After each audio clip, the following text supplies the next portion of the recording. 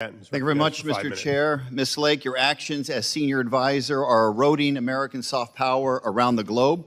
We should not be dismantling the agency that combats propaganda from the Chinese Communist Party, the Kremlin, and Tehran.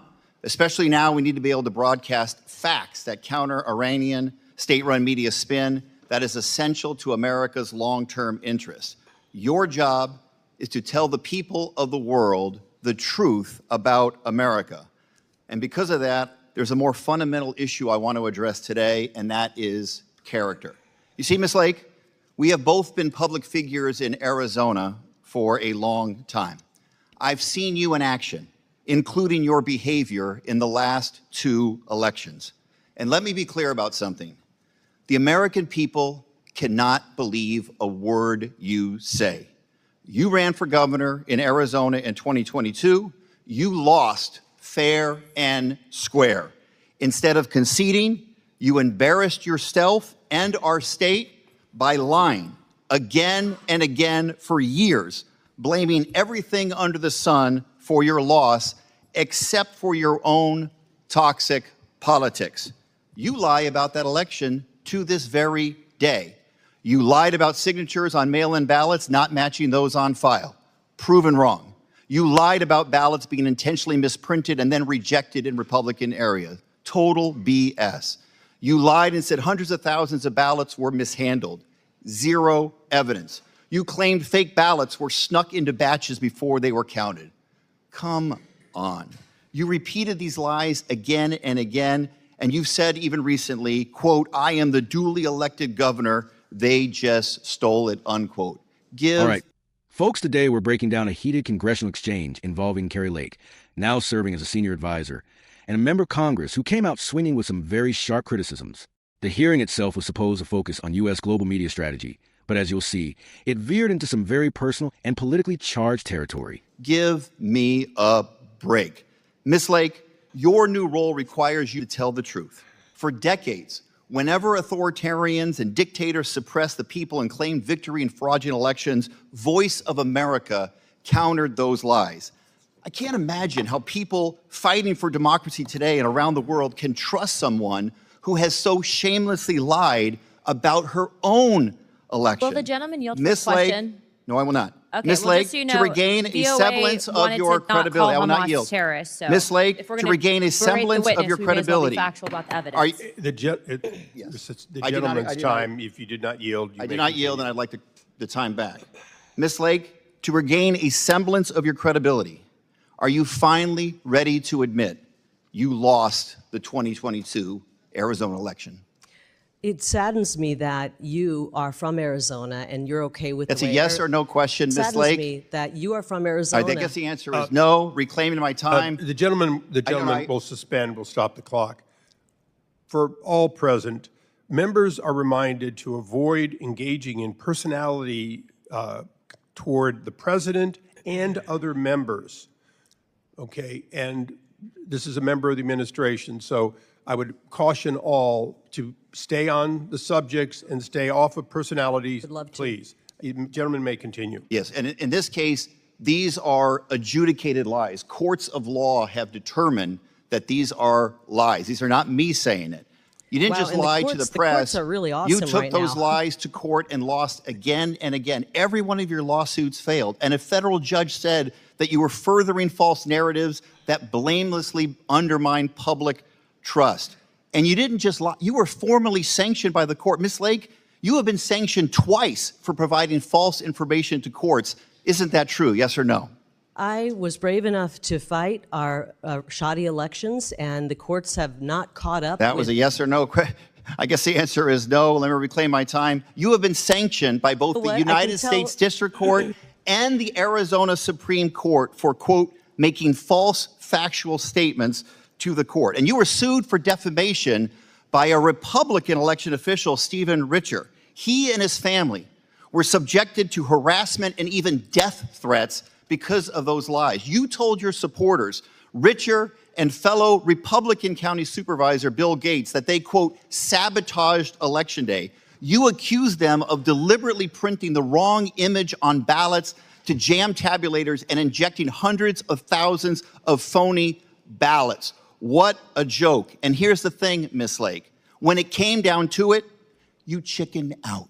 You refused to defend those lies in court. You decided to take a default judgment. You are an adjudicated liar and a two-time political Chairman, I move to loser take down in those Arizona. those I have words, one please. final question. Chairman, Reclaiming my time. I'd like I to have one take final down question. those I'm not gonna words. yield. It's the gotta get his gentleman's fundraising I do not 33 yield. seconds. I have one final question Get your for you, fundraising. Call Ms. someone a Lake. You have liar. a chance That's to not answer. how Let me you one treat final other question. people that The are being gentlelady questioned. will suspend, please. Go ahead. You may You continue. lost for governor in 2022 to Katie Hobbs. You lost even worse to Ruben Gallego for Senate in 2024. Well, Arizona has another election for governor next year. Will you do us all a favor and run it back and run for governor again? I yield. The gentlelady No more questions. Can I respond. respond You may to respond. some of that? Because that was complete insanity. I wish I could yield back the last 5 minutes of my life, actually. And I want to apologize to the people of Arizona that we have somebody who's representing the folks in one of our great parts of the Valley that doesn't care about the integrity of our election. So, but you weren't here. You came in late, and we're talking about USAGM today, the Agency for Global Media, and how they can put out absolute abject lies, and we can't control any.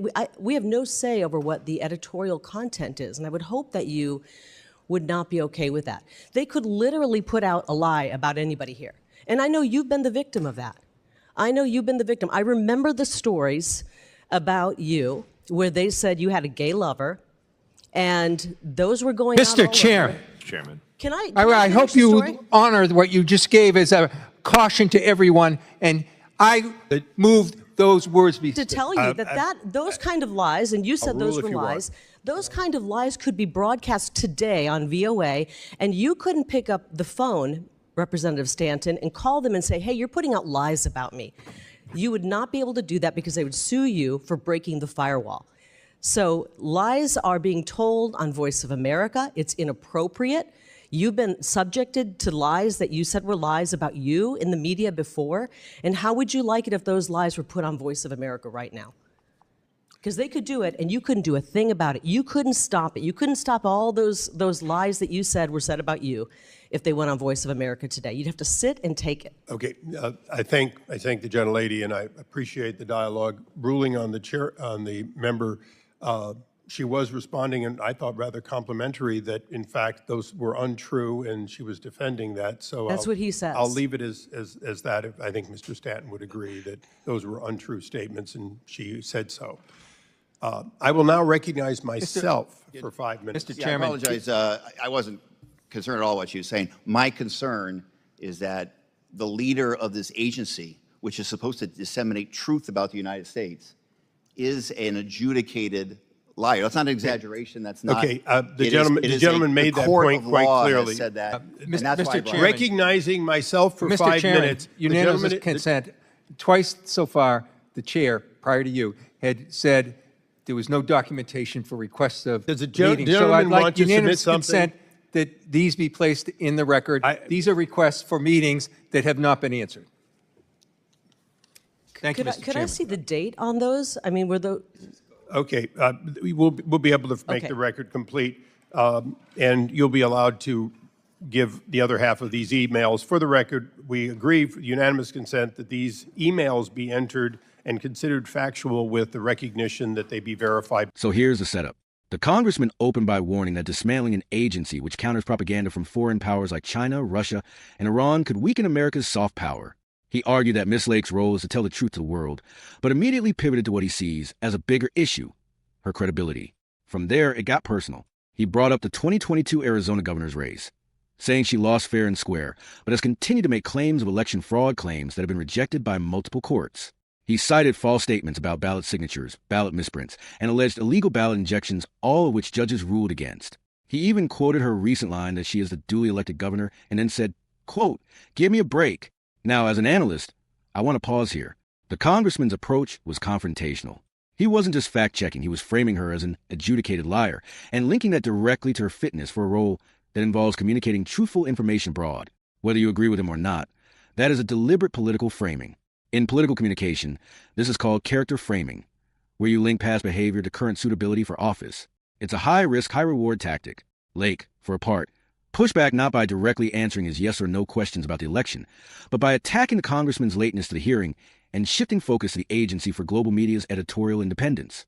She warned that Voice of America, which operates under this agency, could potentially air false stories about members of Congress, and that lawmakers have no direct way to stop that without breaking a firewall that protects editorial freedom.